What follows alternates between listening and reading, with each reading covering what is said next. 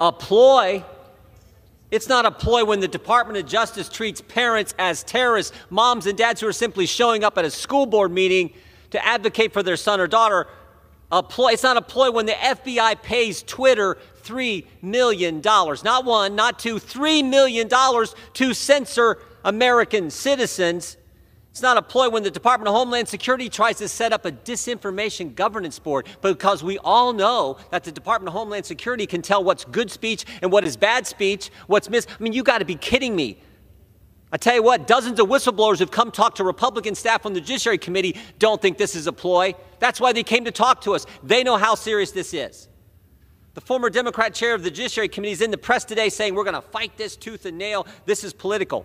But meanwhile, the former Democrat chair of the Intelligence Committee pressured Twitter to censor a journalist. You've got to be kidding me. This is the most important. This is about the First Amendment, something you guys used to care about. And I'd actually hoped we could get bipartisan agreement on protecting the First Amendment, the 5 rights we enjoy as Americans under the First Amendment. Your right to practice your faith, your right to assemble, right to petition the government, freedom of press, freedom of speech. Every single one's been attacked in the last 2 years. Government was telling people they couldn't go to church just a few years ago.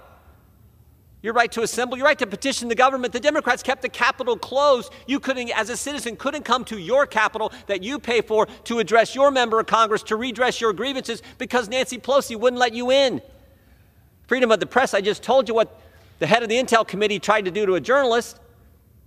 The most important right we have, though, is your right to talk. Because if you can't talk, you can't practice your faith. You can't share your faith. You can't petition your government. The right to speak is the most important, and that's what they're going after.